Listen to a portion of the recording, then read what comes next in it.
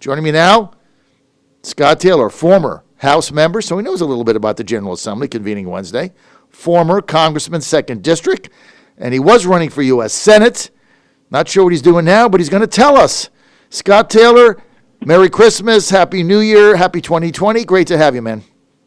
John, Happy New Year. Hope everything's going well with you and your listeners. Never better, but, Scott, I've been an advocate of you running in the 2nd District rather than the Senate. Not that you couldn't beat Mark Warner, but we have no viable candidate in the Senate, in the 2nd District.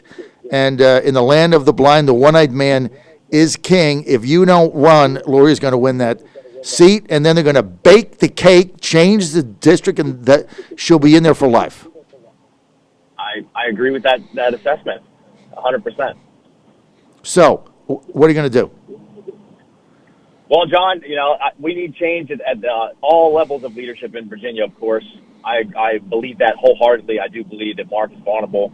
But as you said, people have been coming to me. There's probably not a day that goes by, if not 2 days that goes by when I'm in town, I'm out walking around. People are like, "You have to run. We need you. You have to run." And quite frankly, the last straw was Elaine using her military background in a disgraceful way to justify an empty impeachment vote. And I agree. We have to win the seat back. So I've made the decision. We are going to take her on, and we're going to win the seat back. Okay, so, Scott Taylor, are you making the announcement today that you are going to run for the nomination, the Republican nomination for the 2nd District in Virginia to take on Elaine and Lauria? John, anytime I ever make an announcement, I'm making it on your show. So, yes, I am. I'm going to be a candidate for the 2nd District for the Republican nomination, and then I'm going to win. We're going to take that seat back from Elaine Lauria. All right, Scott Taylor, I'm fired up. Breaking news, Scott Taylor announcing he is going to enter the 2nd District congressional race to win the House seat back, abandoning his race for U.S. Senate. Now, Scott, the money you raised for the Senate, which is about $500,000, can you transfer that over to your congressional race? Yes, legally you can do federal transfers. Yes. All right, but of course we have our accountants and legal, and they'll take care of all that. Look, you made the right decision. I think Warner, we have to get a viable candidate to have a strong ticket. I think that was a tough thing, but there were no viable candidates in the 2nd District, as you know.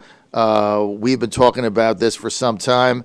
I think you bring new energy there. I think you're going to, I have no doubt in my mind now that you're going to be the nominee, you're going to beat her. The nominating process is a primary, right?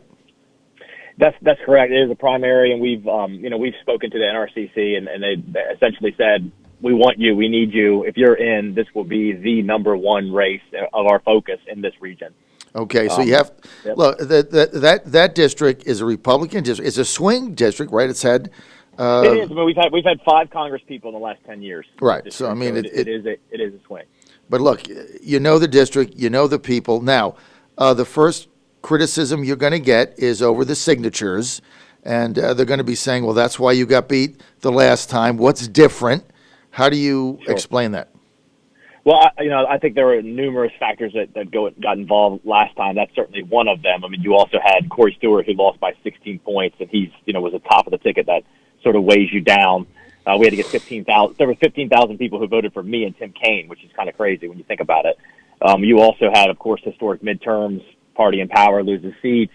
You had massive amounts of money, and you talked about earlier in your show, the Democrats, you have to give it to them. They turned out. They had almost presidential turnout. And that turnout was something that we didn't anticipate for sure. But I think you have to take the criticisms of the signature situation head on, and that is, look, I am responsible for my campaign. I'm responsible for their actions, no matter what happened. I was very disappointed. Obviously, I couldn't believe that we had people that did things that they're not supposed to do, and obviously we fired folks But in the end, there were some voters who thought I needed to be held accountable for that. I understand that. I'll take that lesson with me forever. I can promise you that. But we will have a campaign that deserves to win this time. There's no question about it. Are you ready to apologize for bad judgment and even going forward with that? If you could do it again, would you have told your staff? There's no question, John. Look, again, yes, I am certainly sorry for bad judgment, and I have to be responsible for my campaign, from my organization. There were certainly folks that did things that were wrong that I had no idea about, but in the end, I'm the leader, and I had to be responsible. And there were voters that held me accountable for that, and I understand that. And again, I'm not a perfect man, but I am certainly a scrappy fighter for my community, for my Commonwealth, and for my country. And we have a very accomplished record of getting stuff done, and that's what we'll bring to the table.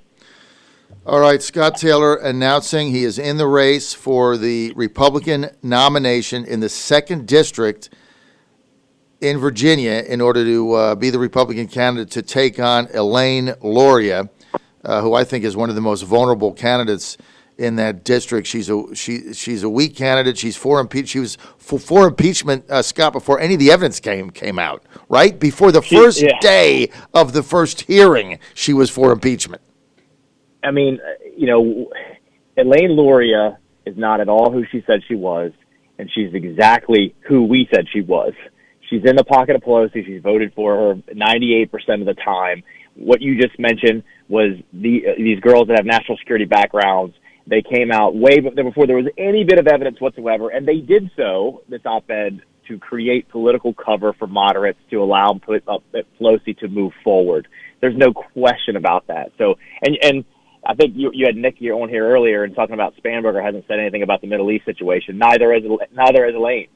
So these people who have these national security backgrounds that they talk about every single day haven't said anything about this national security situation, the national security situation that's going on right now in the world.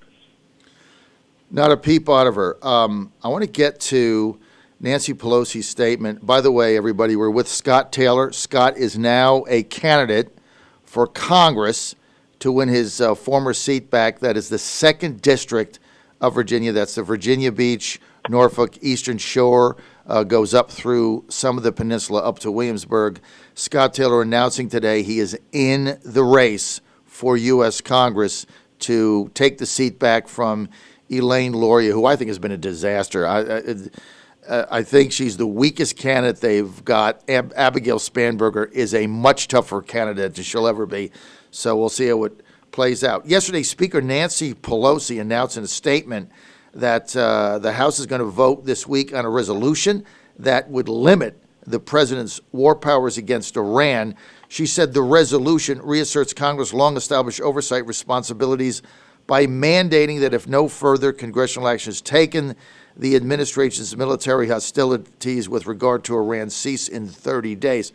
I got to tell you, I am shocked by this, not because I don't agree with it, but the hypocrisy of it. You have been on the forefront on my show since I can remember, along with Tim Kaine, for getting a new AUMF. I remember you told me you went to Paul Ryan's office. He promised you would get to the floor. He lied to you. They destroyed it in rules.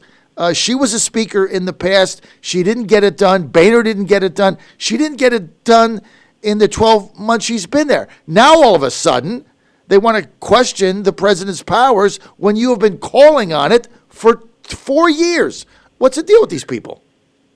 You said it. I mean, I talked about we caused a vote in I caused a vote in appropriations that essentially would have moved the AUMF forward, and then Paul Ryan told me that they would bring it up on the floor. That didn't happen. You've seen both parties in the past couple of decades advocate the responsibility of the executive branch because they're too scared to basically take responsibility, their constitutional responsibility of oversight. And what she's doing now is essentially just a political move, quite frankly, to restrain the president without the Congress actually having to get on there and do the hard work of redoing the AUMF. The AUMF has been, this is the third president under the AUMF. It's almost 20 years old, basically. We're fighting people that we didn't even envision that back then. It's absolutely necessary for Congress to step up and redo the AUMF. And like you said, it's been both parties haven't done this. I think it's wrong. And by the way, when you look at what happened in the Middle East with the president, the AUMF or what she's trying to do, none of that negates the president's power to respond and protect American citizens that are threatened. And that doesn't just mean an immediate threat. That means removal of a threat. So this president, when you look at what happened in the Middle East and against Iran and Soleimani, he's been patient. You know, they've attacked shipping. They've attacked the embassy. They've been wreaking havoc with proxies across the region. You know, they killed Americans. So he's actually been very patient with Iran lashing out and indirectly or directly targeting Americans. And he was justified in doing what he did. So where do we go from here? In regards to what? I mean, the AUMF or AUMF and the Middle East. The Middle East. Let's start with the Middle East and then go back to the AUMF. Sure. Well, I mean, there are a lot of. I've got a lot of text messages, as you can imagine, the past couple of days from folks from the Middle East who are friends of mine, just regular friends on the street, all the way to world leaders, quite frankly. And it was a bold action against Iran. When in the Middle East, people respect or fear strength. If you're not strong, you get neither one of those.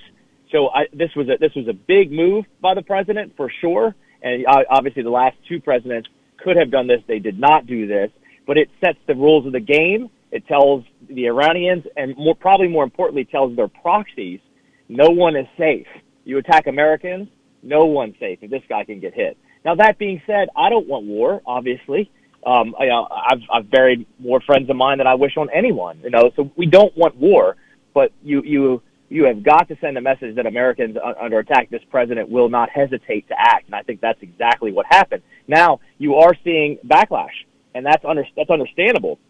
You're seeing the Iraqi parliament, the acting prime minister call for removal of U.S. troops. If that's what they want, okay, well, let's go. We'll take off. And I think if you did see that, I think my opinion is Iraq is probably going to fall apart into three different entities, where you have the Sunnis, the Shias, and the Kurds, and you will have havoc there. So I don't know exactly if they because there's conflicting reports out of the Middle East if that acting PM had the authority, if the vote went through, or if the fact that the Kurds and the Sunni factions of the government were enough to stop the ability for them to have a binding vote. I'm hearing a couple different things. But if in the end, if Iraq, a sovereign nation, if they want the United States troops out, then okay, fine, we'll respect that, and we should take our aid too. Look, I think you're taking the same position that I am. If you get kicked out of the country, they don't want us there. They don't want and I agree 100%, take our aid also. Like, if you want us out, let's get out. Let's get our kids home. If you want to kick us out, fine. I mean, we're there for their security, not for ours. So it's very clear. It's very clear. And what this showed was the actual impact that Iran has on it, and quite frankly, the control that they have over Iraq right now, which didn't start with this president. You know what I'm saying? Mm-hmm. It didn't start with this president. It started with the last one, and that. I mean, that's pretty clear. But I think I also got messages from Iraqis who are Sunnis who were happy about this because they don't want to be under the yoke of the Iranians. So I do think if U.S. troops move within Iraq, you're going to have a split, and it's going to be three ways: Sunni, Shia, and Kurdish. And then what happens? You could see conflict, quite frankly. That's what happens. You'll see a disintegration of the nation state of Iraq. The Kurds will try to go away from them. They'll try to leave, and so will the Anbar and Sunni provinces. And then you will have conflict within Iraq because they'll be jockeying for power, and you'll have some factions trying to keep the nation state together. You'll have other ones trying to leave. So you will probably have conflict in Iraq. You're on the John Fredericks Radio Network. We're with Scott Taylor, former Congressman, 2nd District. Scott Taylor announcing today on the John Fredericks Show, breaking news, that he is abandoning his race for U.S. Senate, and instead, by the urging of many people, I would be at the forefront of that, been calling it for some time. Scott Taylor is going to be a candidate for the Republican nomination to run against incumbent Democrat impeachment Elaine Lauria. And that will be decided in a primary in June. I think it's June 15th or somewhere about that. But it'll be a statewide primary that'll also decide the U.S. Senate seat, who the Republican nominee is to go up against Mark Warner. And we're not going to get into that right now. So, Scott Taylor, let's get back to AUMF. I would have been fine if Pelosi said, on Sunday night, look, I'm going to bring AUMF to the floor. I'm going to bring it up. Everybody can debate it. It's outdated. It's been there since 2000. We should have done this a long time ago. We need a reauthorization for AUMF, authorization for military force. We need a new one. I'm going to bring it up to the well. We're going to debate it and go from there. I'd have been fine with that because that's what you and I and many others have been calling for some time. Instead, it looks like another political maneuver. What say you? That's all it is. I mean, look, as a Republican, would I prefer to have had us debate and control the floor and change the AUMF when we actually were in power? Absolutely. That's what I was calling for. That's what Paul Ryan told me that he was going to do. He didn't do it. Yeah, you. But that doesn't negate the responsibility of Congress to do this. So whether it's under a Democrat or Republican, I don't care. Get it done. They owe the country that, and certainly our folks that are in uniform. So yes, 100%. What she's doing now is a cop out of an abdication of the actual responsibility in favor of a very political maneuver that just tries to restrain this specific president, and which I think is dangerous. Quite frankly, you got to have a president's got to have the ability to defend American soldiers, American interests, American citizens, anywhere in the world if they have to. So I just think it's under this political maneuver. It's actually more dangerous than it is helpful. Well, that's why I'm disappointed with it, because all she had to do last night, Speaker Pelosi, was say, we are going to debate a new AUMF, because that really is the framework for going forward. Instead, it's a political shenanigans mover to make headlines. John, I have to say, too, I mean, this strike and the legal authority of the president to do so with Soleimani. Look, the location's important. Iraq is important because there's congressional authorization of U.S. troops there. There was permission from the country for U.S. troops to be there. The president has the ability legally to remove a threat that's against American soldiers. The act of war, quite frankly, was from Iran by sending a General Soleimani into Iraq, an Iranian general, to help assist in the planning and attacks on U.S. interests and personnel, and of course Americans were killed. So he was legally justified to do that. Whether you change the AUMF or not, he's still, quite frankly, he's got a damn duty to protect Americans abroad, and he is legally fine. And what they're doing is what she's trying to do is absolutely political, and it's very interesting that you have anything from Spanberger or from Elaine Lauria, who are in the military and CIA respectively, who tout their national security backgrounds all the time, because as soon as they can't say anything because what he did was correct. Not a peep out of them. Scott Taylor, I got to bounce. Thanks for being with us. We're out of time. Scott Taylor announcing his run for Congress on the John Fredericks Show. That will be decided in a June primary. What's your website? To be continued. It's getting online today, but it's probably gonna be Scott Taylor 2020. You'll see. All right, Scott Taylor 2020, and just let me read this from Jennifer in Norfolk, who says, I'm so excited to hear Scott Taylor is running in the 2nd District. Sign me up as a volunteer. John Fredericks Radio Network. We'll be right back.